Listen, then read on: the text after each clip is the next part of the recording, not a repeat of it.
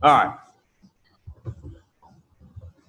So like I was saying, we're going to go over the coach-athlete relationship tonight.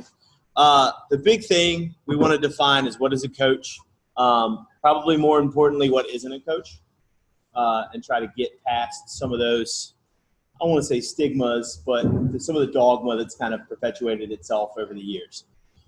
We're going to go over some personal archetypes of athletes and clients. There's a lot of them, and most everybody is a combination of those things, but you'll find yourself identifying with one or two pretty heavily. It's not, and we'll kind of go over, it's not massively important for you to identify that, but it does help, right? Because when you get into an issue or you're frustrated with something, then it does kind of give you some level of understanding of what kind of path to take, or if your coach is being a complete jerk, right? Communication is a two-way street. We'll kind of go over that. I'll elaborate on that a little bit later.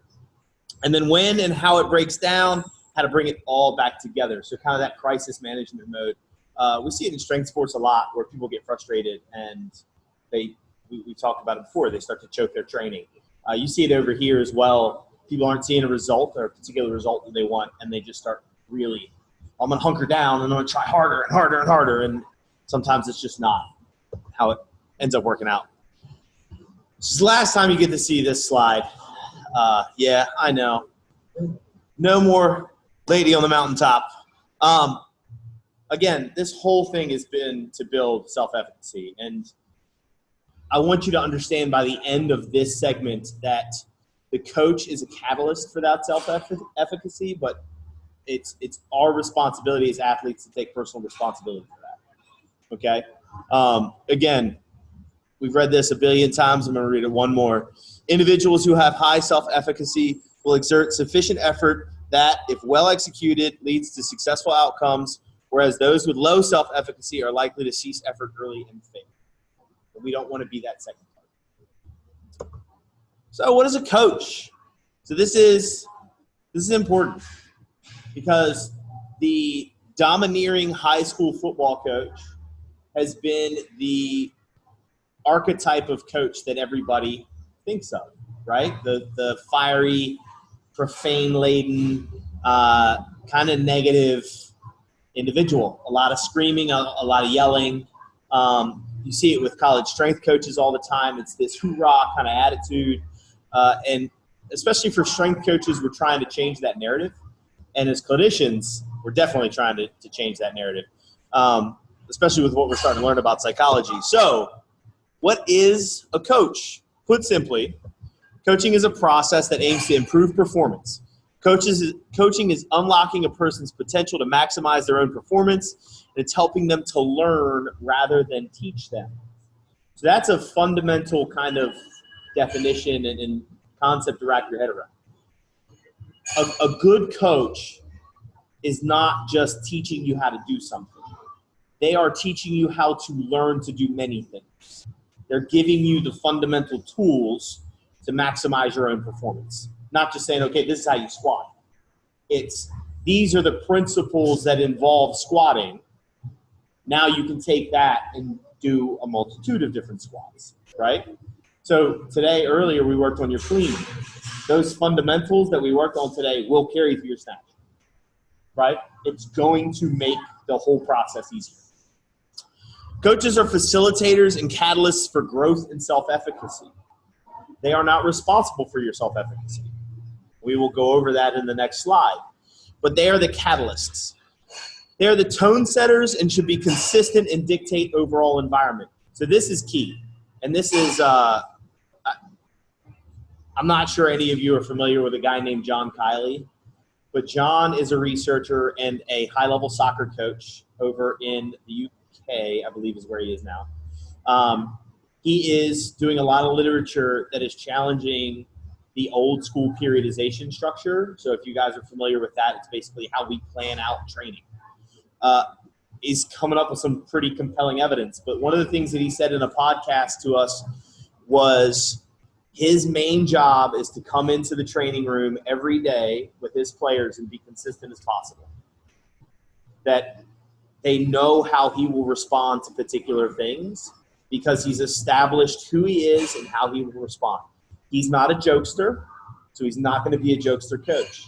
He's not going to change his demeanor based off the athlete in front of him. He's going to be consistent. He is kind of a dry guy. He does have a good charm to him, but that's how he's going to be every single day. And if you slip up and another kid slips up the same way, expect the same consequence, right? Or expect the same praise if you both do the same thing right. It's consistency that's key with coaching, and that's a pivotal marker. And they dictate the overall environment. So training environment is huge, right? That is the tone setter is the coach.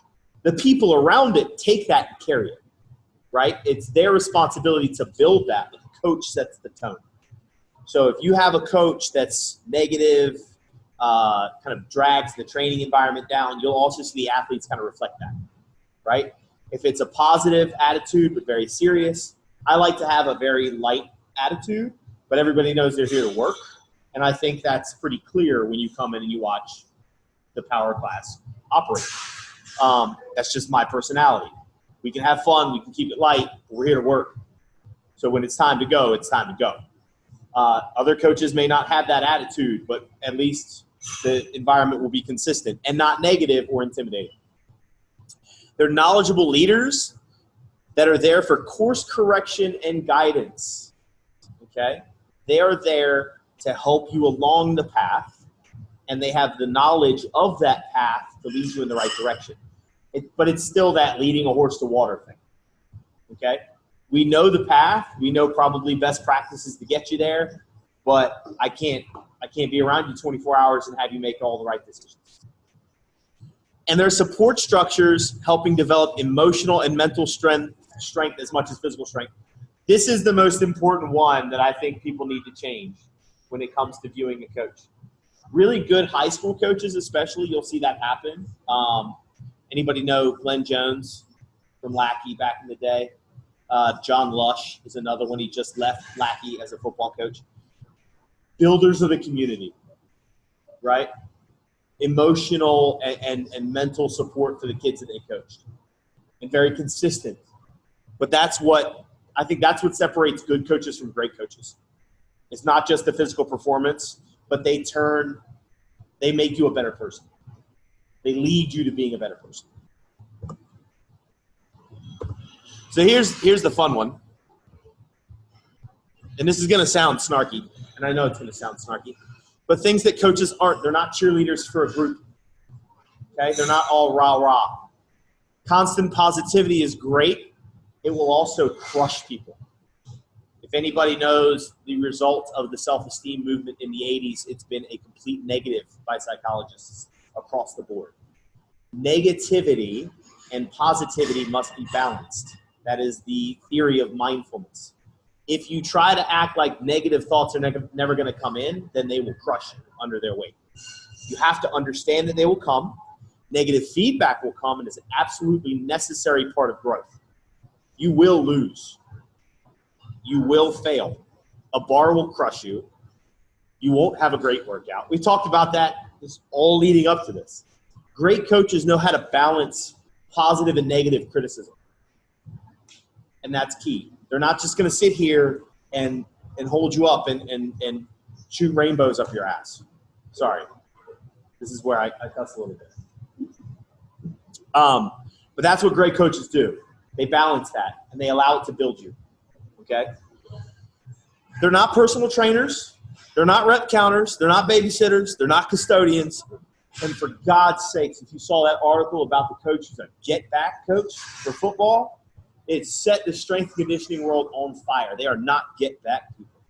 So there was a can't remember who the strength coach was, but they designated him on – this is a Division I high-level strength coach, and they labeled him on game day as the get-back coach who would tell all these grown men to get back on the sideline instead of spilling over out on the field because that's a penalty.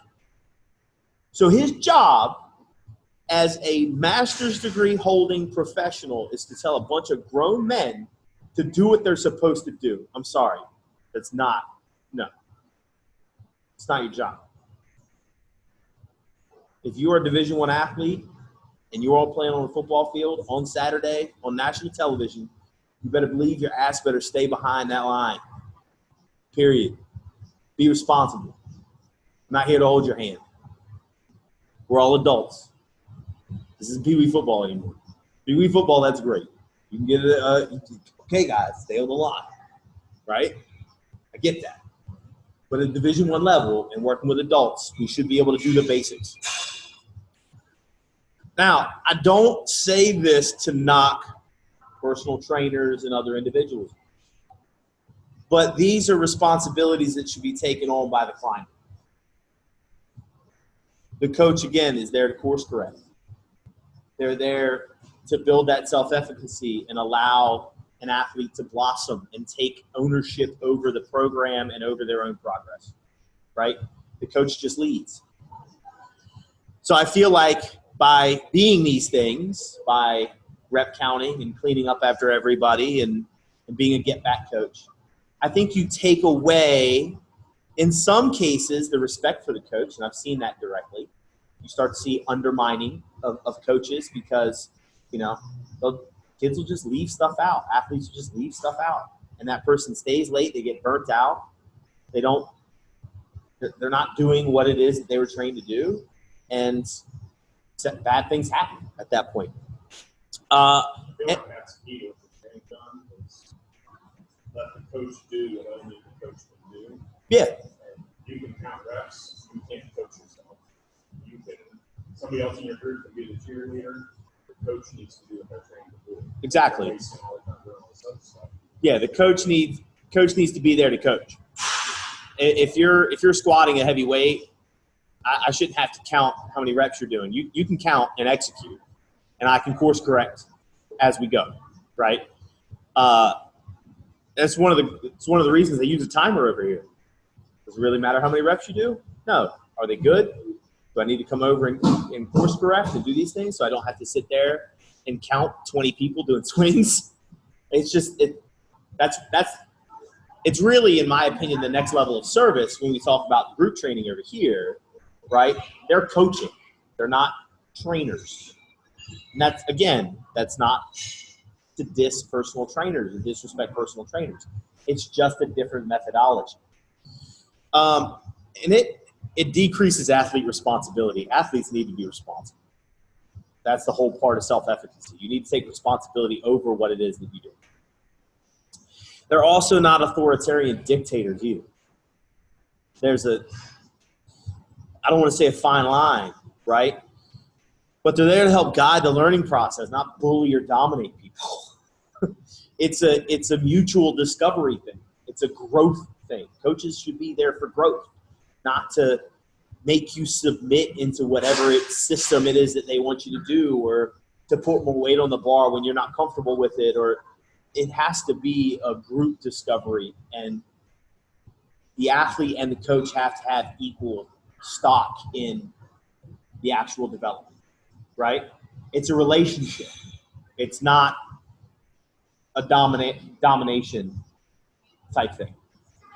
Yes, the athlete may lack the knowledge that the coach actually has, but the athlete's doing the work. The client is doing the work. Coach ain't doing the work. Okay? The work's being done over here, and the guidance is being done over here. And that's where those two things come together. All right. Client or athlete archetypes. You may not just be one. And like I said before, identification helps, but it's not really needed. Okay? So we got a bunch of athletes here. Kevin Durant, Peyton Manning, Wolverine. Okay? That's actually one of the archetypes is the Wolverine.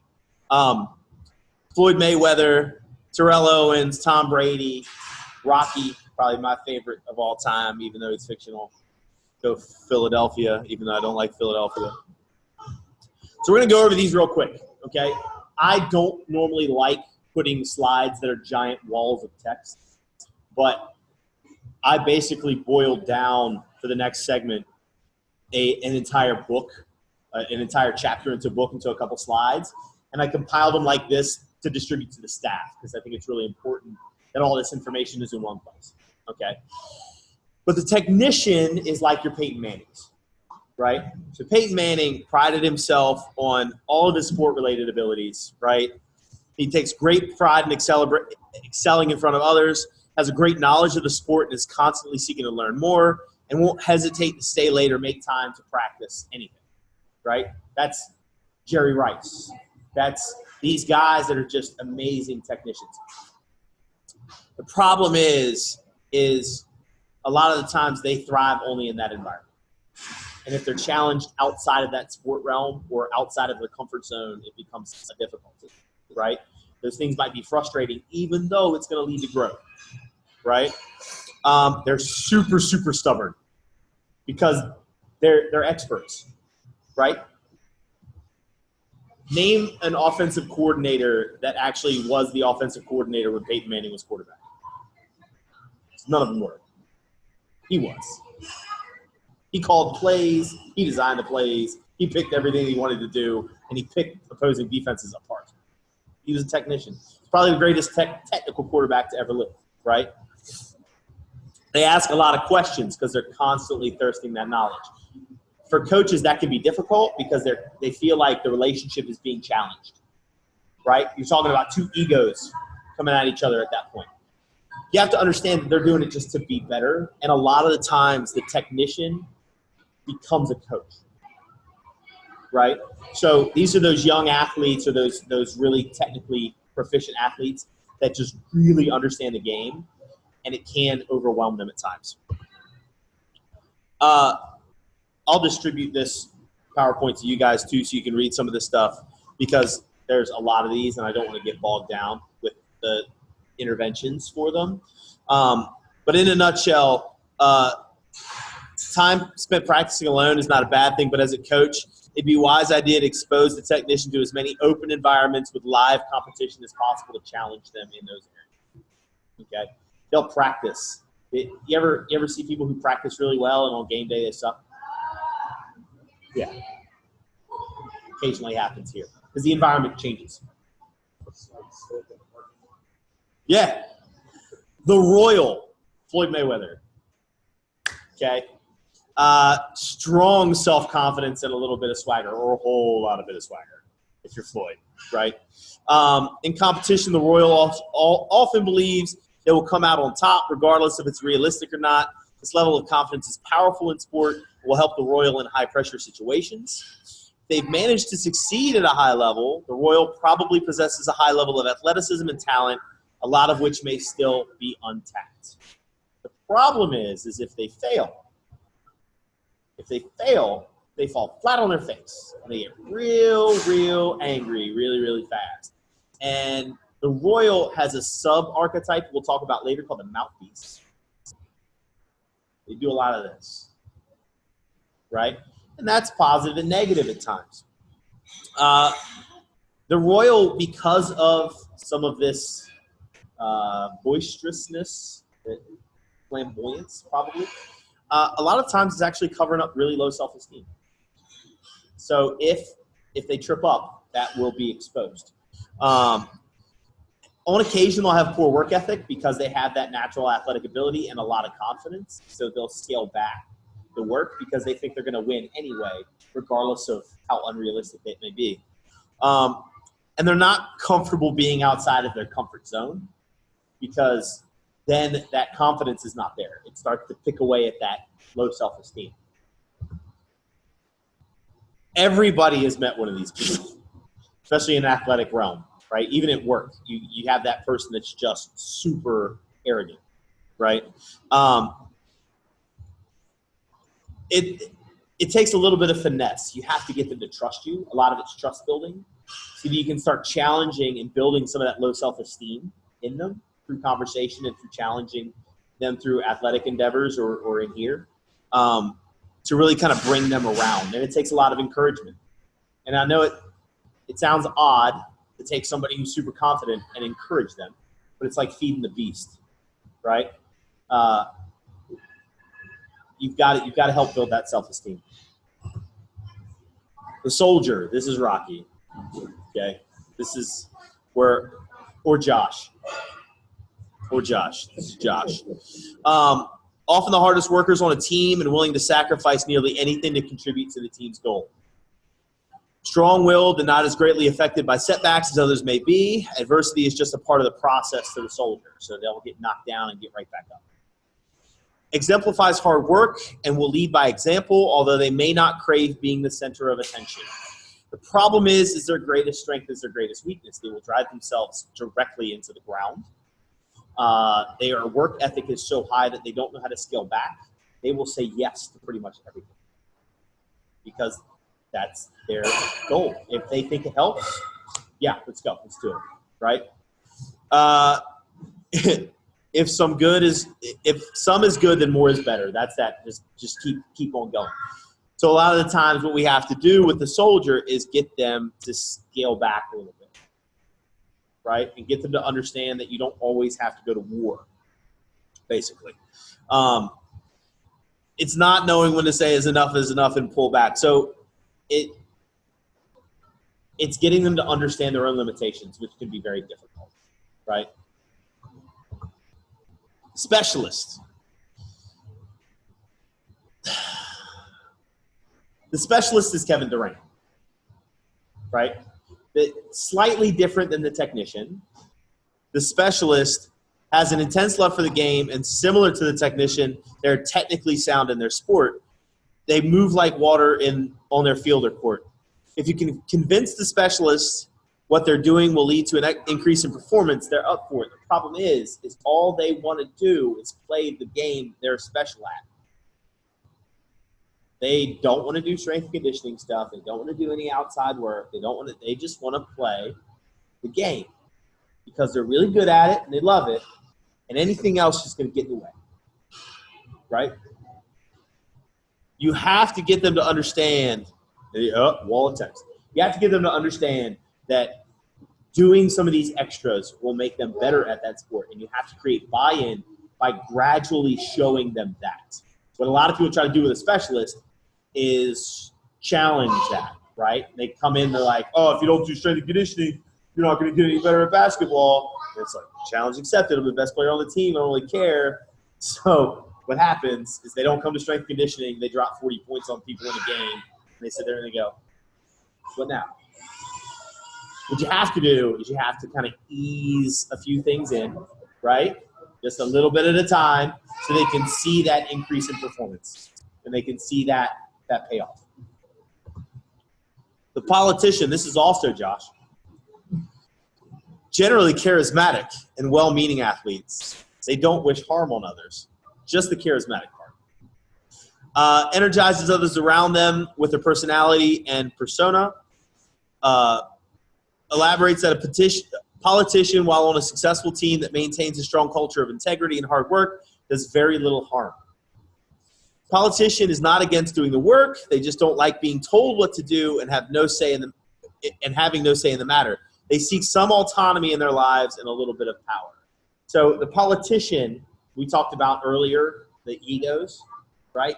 Politician wants to be in control, and they will leverage that. And a lot of the times, if the team is winning, politician is that Kobe Bryant type, right? LeBron James is a great example right now. LeBron James is a great example because when the team is winning, he doesn't meddle. When the team is losing, he forces trades. He forces free agent signings. He's calling people on the phone, getting them to try to come on the team. He's doing commercials. He turns into a full-blown monster, and he's a politician. He just starts. So they can start to undermine coaching if things start going bad. Right? There's a subgroup called the manipulator that we'll talk about later on, where that's all they do. Some people are just never happy, right? For the politician, you have to give them some of that autonomy. You have to work with them and allow them to make some decisions and allow them some of that leeway within some sort of constraint, right?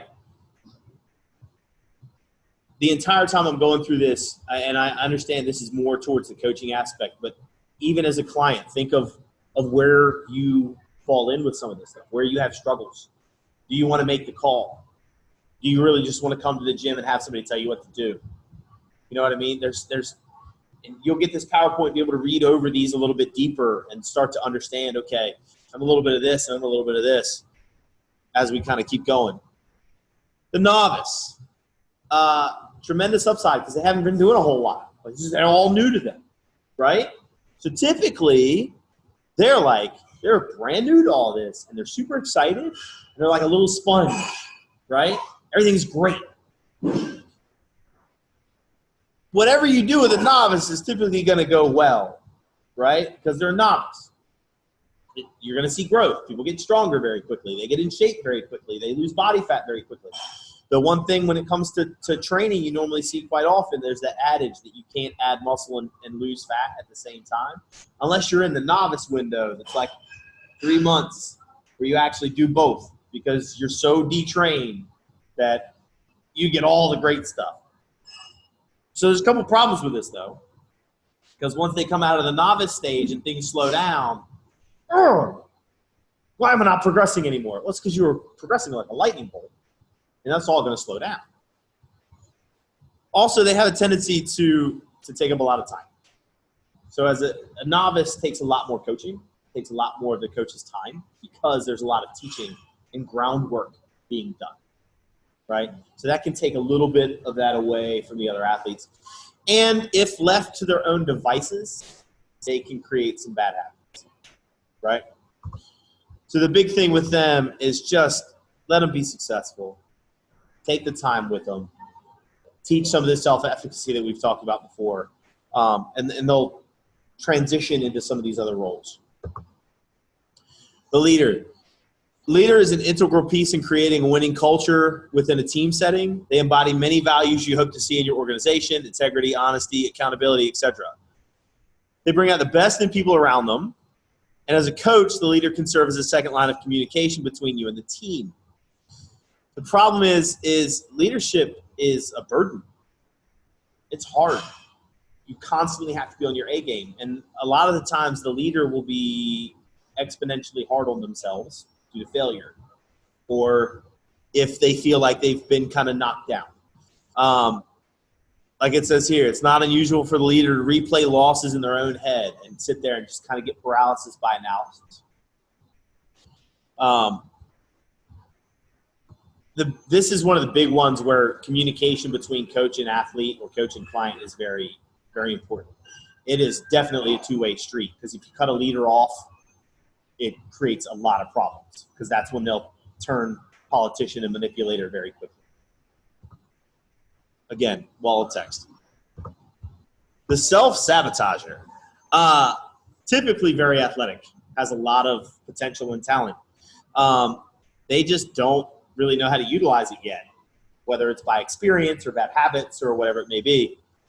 They want to succeed.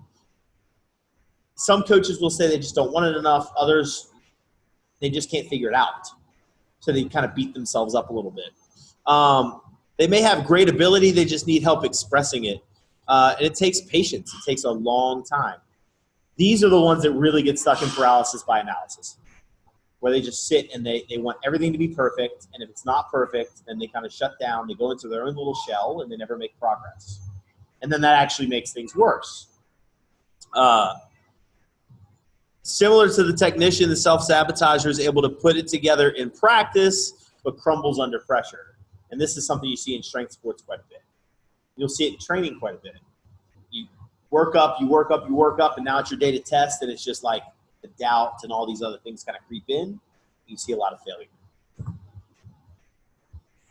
This is one of the reasons why we train the way we train over there. They have to continually face those challenges. In live situations, in the gym, they have to do the things they're not comfortable with.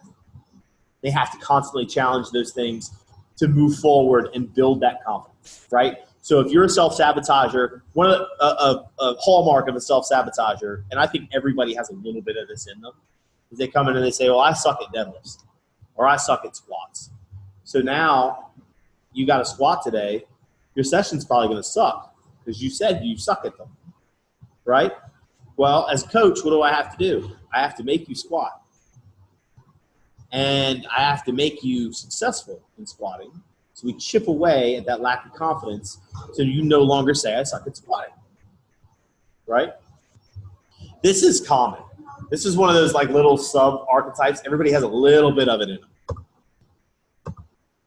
The mouthpiece, Terrell Owens, run in their mouth. Run in the mouth. Now, this can be really positive on a team that's winning, right? It can. They get into the head of the other players. They sit there, and the whole team gets brought up by that enthusiasm, and they can be very motivating individuals. They can also flip that around if they become negative and take the entire training environment and throw it right in the toilet almost immediately, right? Anybody remember Terrell Owens doing sit-ups on his front lawn years ago? This whole holdout debacle with the Eagles. Oh, it was a mess. It was an absolute mess. He made headlines everywhere. Get your popcorn ready, all that stuff. And it was the biggest distraction you've ever seen in your life. But you look at the names, right? Des Bryant, Terrell Owens, Chad Johnson. They're all phenomenal athletes when they played. These guys and girls aren't bad athletes. They're good athletes. But they're the Royal on steroids. Their confidence is through the roof. They want to be seen, heard, and recognized, and you actually have to recognize them. You have to kind of feed into that a little bit. But you have to – you can't put them out, right? A lot of the strategies in the old days were just to put them out. Just section them off, don't let them do their thing, blah, blah, blah, blah, blah. But you have to funnel that in a positive direction. Mouthpieces are hard to deal with. They're super hard to deal with because they can get out of control real fast. It takes a lot of skill to handle a mouthpiece or even be around a mouthpiece in a gym setting. The Wolverine. So this is the subtype of the soldier. The defining characteristics of the Wolverine is their fiery rage, which can erupt like a firecracker in the right situation. This is also the Wolverine's biggest weakness, but in sports where athletes benefit from greater levels of arousal, such as football, hockey, or even shot put, the Wolverine can thrive. So these are those people that all of a sudden just explode, and not like in an uncontrollable flying around all over the place. They just have this ability to turn it on. Everybody's got 5 gears, and they got 8. And they just ratchet right from 5 to 8 gear. You see those people that just grind through stuff, and all of a sudden it's just, right? Take a game over, take a sport over, whatever it is. If anybody's a basketball fan, I think Draymond Green from the Golden State Warriors is a great example of a Wolverine. Just tenacious. Strong chance the Wolverine is the way they are because of some defining experience in their past. They named this after the comic book character. Okay? Dark past, some sort of trauma. They take that, harness it, and it drives them to be greater, right? It's also one of their biggest weaknesses because that trauma can come back and they can go into depressions. They can doubt themselves because of that. And because of that fiery rage, they can misdirect that at themselves and burn themselves up from the inside, right? You actually see this one a lot more often than I think people give it credit for.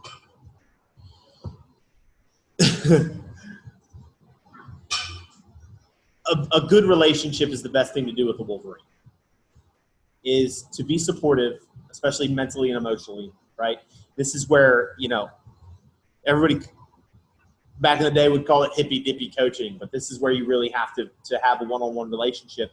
And when they start going down that path where they start burning themselves up, you've got to bring them back out of that. This is when we get into these sub-archetypes where we're at right now, this is where you know your athletes. You have to know your athletes. You have to know your clients. And as a client, you have to know your coach so that you can communicate these things when it happens, right? The free spirit. They exude youthfulness and childlike wonder in regards to how they approach life and sport. Kelly, yeah, sandbaggers. Anybody remember the Titans? Remember Sunshine? Right? You never remember the Titans with Denzel Washington, the football movie? Your assignment is to go home over the next couple of days and watch it, Remember the Titans. So a kid came from California. He ended up playing quarterback. He transferred to the high school where the movie is based off of. And they called him Sunshine because he had long, blonde hair. He was the free spirit, right? That's what they are. They just kind of go with the flow, man. And it's unfortunate because a lot of coaches kind of put this in this they don't like to work hard type of mindset. What's that? Work ethic. Yeah, that they lack work ethic. But it's not that they lack work ethic. They're just kind of there, right? And they will blossom if you can focus that a little, right? They can be phenomenal athletes. They can be absent-minded at times like they don't care. It's just their attitude towards everything. You don't see these people a lot. Soccer, you see a lot more often, honestly. I had a lot of free spirits when I was at Penn State playing soccer. But if you can get these people focused, they will respond and light up a room, right? They're not going to turn into a leader, but damn, they make games fun. They make the locker room fun. They make working out fun. Venus is a free spirit. Okay, that's our example. The manipulator. So this is the last one. They read the room and they tear it apart. Their strengths. This is probably the most negative archetype there is. And you'll see this is the only one where a strategy for dealing with it is to actually fire them. Because if they get enough momentum, they can burn your house down.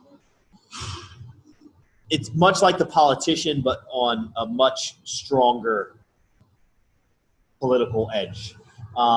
They read the room well, they read people well, and they can either bring people's mood up very quickly or bring people's mood down very quickly.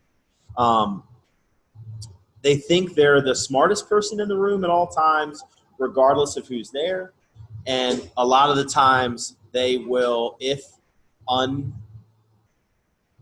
unleashed or not corralled in, they will start to chip away and start circling off sections of teams or sections of gyms, and it becomes a big mess. Your ultimate goal is to help someone, not hurt them. You have to establish a relationship, and you can see it at the bottom. If nothing else works and you're unable to get through to the manipulator, be sure to establish a line of communication with the other coaches and make sure the manipulator's tactics are known. He suggests if you can't get them under control, bye. So that's the most negative one. Say it, Josh. 7 C's for effective communication. The 7 C's for effective communication. So I told Katie to speak slower and louder to the class. Right? Slower and louder. I put this in there. The 7 C's are great. I would probably add constant. But progress in communication between coach and client is a constant team effort. It's got to be back and forth. It can't be one way. Everybody has had that coach where you reach out and you never hear anything for days, right? Or you never hear a message back, or you never get an email back, or they just kind of ignore you. Nobody likes that. When a coach is trying to give feedback or trying to coach and you get no feedback back from the athlete, that can also be very frustrating. So these things have to stay open. Without communication, you're not a team. There can't be progress. There isn't progress. So this is actually right out of Brett Bartholomew's book, the picture is. We have to change the expectation of what coaches are to keep communication very high. If we feel like it is this domineering type of relationship, then communication is going to break down eventually. Everybody, I mean, you guys are all married. Not yet, but maybe one day, right? Communication can be fragile. We see that in marriage all the time. We see it in relationships all the time. If you're at a distance with a friend and all of a sudden you never talk to them anymore, communication is very fragile. It takes effort. It also takes some bravery. We talked this weekend at the seminar with Brittany Diamond about coaching female athletes in their menstrual cycles. A lot of people, a lot of girls are very uncomfortable having that conversation, especially with a male coach, but it's actually a performance marker and can decrease performance at certain times. So it's important to have brave conversations, sometimes hard conversations. We talked about coaches giving negative feedback. That's not easy for some people to give as a coach, to say, look, you're not working hard enough, or you need to do these things. And you're not doing it. It takes some bravery. And we have to change the mindset that the coach is an authoritarian and that the client or athlete is submissive. Again, it's a team effort. I need just as much feedback from my clients and athletes as I give them, because it helps me become better as well.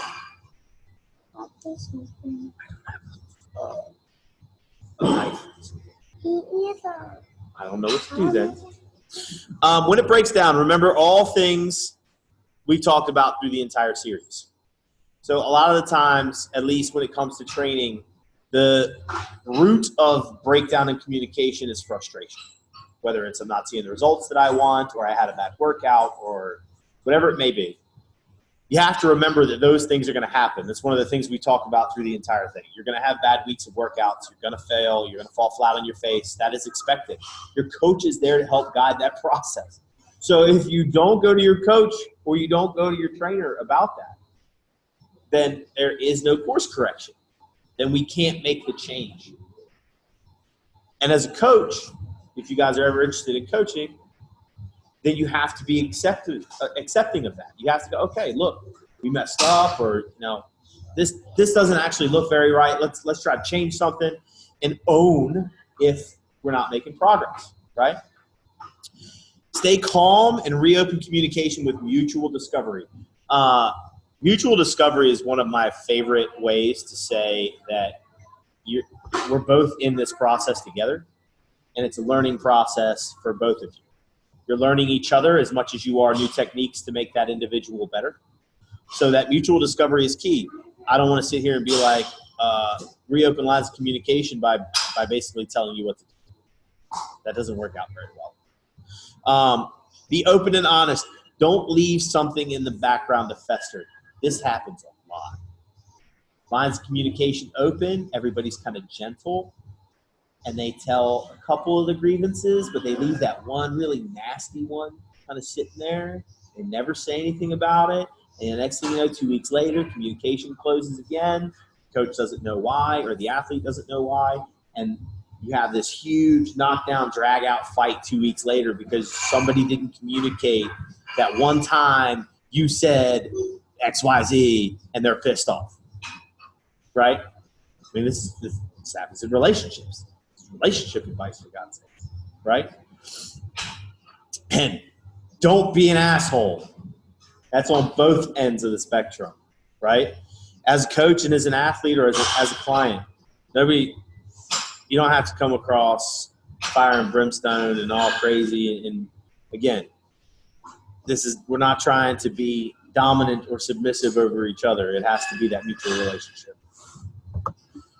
So that is it. Any questions? Does the book go into talking about what kind of relationships work well together, which ones not work as well? So does the Conscious Coaching book go over like archetype? Like what kind of coach you should look for as a client who recognizes your own archetype? Like if you're a free spirit, you're probably not going to work as well with a technician if you would with like a leader or I don't know if there's any of that stuff. No, it doesn't. It doesn't go over like matching a coach with particular archetype. It tries to get coaches to be conscious of those archetypes and know how to deal with them within their own coaching structure, right? And that's kind of what we started with in the beginning, talking about John Kiley. He's consistent, but that doesn't mean that he doesn't use some of these things to his advantage to get athletes to an extent. You just have to, it's relationship building. And with every relationship, there's a different strategy to build relationships with individuals. So the Conscious Coaching book is basically that, how you go about doing that while staying consistent to your own values. Does that make sense? It's a great book. If you get it on Audible, the guy that read it was terrible. Yeah. What else? You don't have to raise your hand. If you are in a team setting and you have like multiple archetypes within a team setting, is that more ideal, or is having a single archetype throughout the team more ideal? Okay. Including like coaches and So in a team setting, is it diversity in archetypes or is it similarity in archetypes throughout the team that makes a team strength? It's diversity. They all feed off of each other and make each other better, typically. You can't have, it'd be great to have a bunch of soldiers on one team, right? The problem is they're just going to bury themselves. You know what I mean? There has to be balance, and that's the difficulty of actually coaching, is how do you balance that team to create success? That's the difference between your Vince Lombardi and your Romeo Crennels, right? Bill Belichick. Doesn't matter who comes in the locker room. I think he's established that at this point. It doesn't matter. The team's going to be successful with or without you. So it's balancing those archetypes effectively, because there's always going to be diversity. I mean, even in one individual, you could be strongly one thing and then two others, so you're three blended. You know what I mean? Wolverine and Soldier come together very well, but you can be a technician first and foremost with a Soldier and Wolverine type work ethic, which can just get nuts. You understand?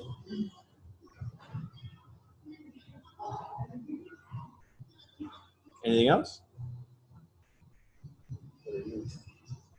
Who am I? The Soldier. Yeah, it's the one I identify the most with, because my biggest problem is I lead by example too much. I just do. A little bit of technician and a little bit of politician.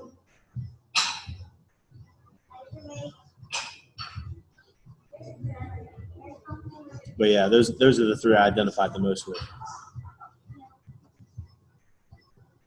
Because that's where if you look at the weaknesses, if you look at where I get frustrated, that's every time.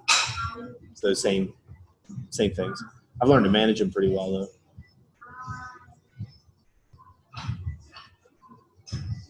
Anything else?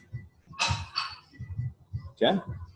So I will, the presentation will be uploaded, but if Barrett, I've got your contact information, I've got your contact information, I need your email address so that I'll send you the slides so you can read a little bit more in depth. I want to read into those resumes. Yeah. Like you, I'm a soldier. Yeah. And I was never in any real competitive athletic endeavor. I was one of the but in the other aspects of life. Well, and that's no question.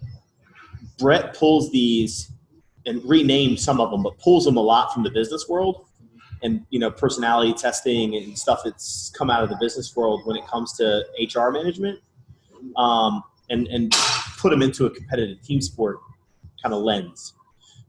It's a great book. It's phenomenal to read.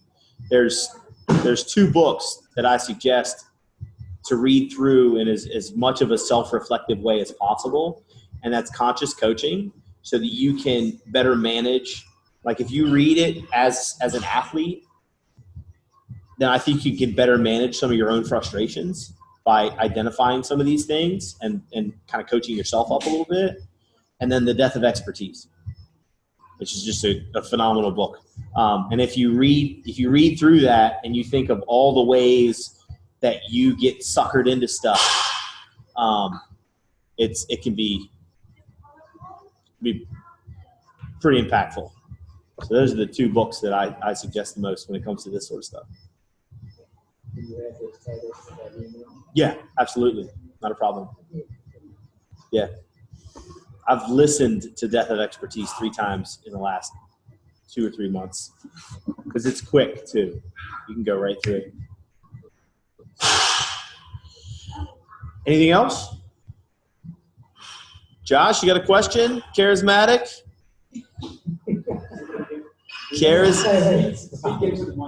Charismatic Josh, do you have another question? So if you have multiple coaches in a situation, would you section off your team and say, I'm going to have you work with these athletes, that kind of thing? Or how much does managing coaches their own archetypes also go into it? So it depends on the setting. Managing coaches and splitting up the team really depends on the setting. A lot of team sports, you can get away with that, but the head coach still has to be like I don't want to say master and commander because we already talked about not having he has to be the tone setter. There are times where some coaches just don't get along with particular athletes, and it takes an assistant coach or somebody else to get through to that individual. And that's fine. That happens. It's much more difficult as a lone coach in a team setting to like section off athletes. You don't want to section off your athletes as a lone coach because then they'll start thinking favoritism and start thinking all these other things, and then that one manipulator comes in and sets them on fire. So in a team sport with a staff of coaches, sure, I'm sure that could probably work under certain circumstances. Are there any archetypes you can't have 2 of on a team? Yeah. Like a royal or a mouthpiece or something? I don't know if I'd like to have more than 2 mouthpieces on the team, to be honest with you. I didn't see all of this, but Phil Jackson thing was, you can't ever have 2 Dennis Rodman. You only ever have 1 Dennis Rodman. And he's a mouthpiece. Good point. Yes, I don't know what. Yeah. Rodman's a mouthpiece. So talk. You can't have 2 of him.